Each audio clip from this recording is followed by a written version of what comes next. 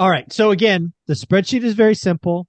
If you're in my course, you're going to build your own version because you can add all the columns you want. In the beginning, I recommend adding a date column, like when you found it, when it changed, all of that. But this spreadsheet right here is the simple math. You can add any data elements you want, and we go through it in detail in the course. So I'm going to break this down into 3 sections. Actually, Dion, when you look at this, let's ask you as the guest, what do you see when you look at this? So the first thing I'm looking at is, we almost all focus on yield. Like literally when somebody says, I have a calculator app, like the CDS rental calculator app. No one talks about the amortization schedule. No one talks about the down payment. No one talks about all of the costs. They go, what's the yield? So that you can have the yield on the right for different deals or the same deal multiple different ways. That's the thing I would zero in on as an investor. Yeah. You know what? Let's do that. Let's do one of those examples for it. We're just going to do these 4 rows, and we're just going to pretend it's the same house, like 1, 2, 3 Main Street. And we'll do 3 of them instead of 5. Okay. So again, we're going to take all of these, copy it, and we're going to watch what happens. And Excel changes some of these, so we'll move these back. Okay. All right. So again, we're going to have a house for 140 grand. We're going to assume a down payment is 30%. I'm just walking through the cells so we can look at this together. We're going to assume the repair cost is 20 grand, and that's obviously what I also hear called is make ready. We're going to assume closing cost is $2,000, right? And we'll do these in sections. So out of pocket right now, you have $64,000. Let's do this again. Okay. So to Dion's point, what happens if, I don't know why Excel does this all the time. It always adds a number.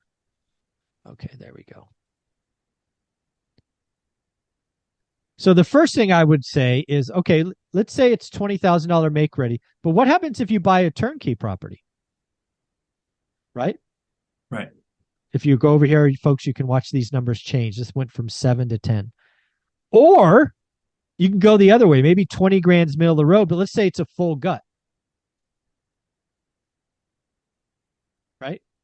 Yield goes down. So again, the whole point of section 1 of this, or at least how I'm bringing it down here, is how much cash comes out of your pocket. Right? So we just changed 1 column. It went from a medium remodel to a turnkey to a full gut. Make sense, Dion? Yep. Awesome. So let's assume we go back here.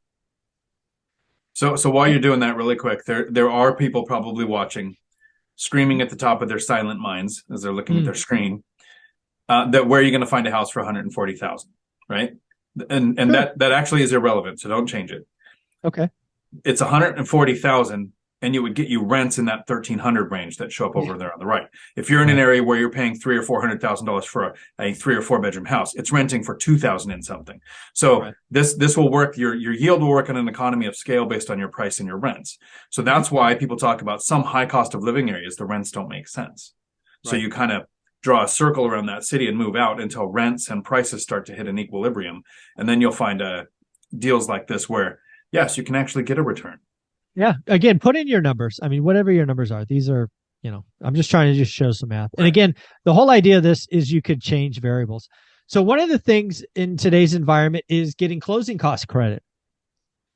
I have no idea. So right now the yield is 7%, but let's just assume the seller paid all closing costs. That happens, right?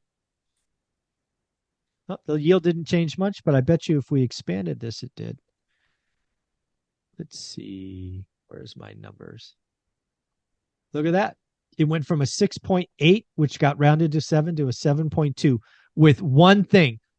If the seller pays the $4,000 in closing costs, your yield goes up almost 0.5%. Think about that. That's amazing. You see that, Dion? That's the power of this spreadsheet. Like I said, I was investing probably 10 years when I first looked at your stuff, maybe 11, coming up on 11. And had never thought of something as simple as, let me put the same deal out on one spreadsheet. Yeah. right? I had used the calculator apps and I would go back in and I would try to change things to see what would happen to the yield. But now you're looking at one screen Mm-hmm. that you've made a change to. It's not like looking at this spreadsheet and literally being able to say, okay, in this column I made this change. I see both results on the end column. Yeah, exactly. Just that $4,000 savings increases your yield 0.5%. And again, that yield is every year. Your money is working harder. It's just so powerful. Again, if you're not asking for closing cost credit and rates buy downs today, you are missing the boat. Ask for it.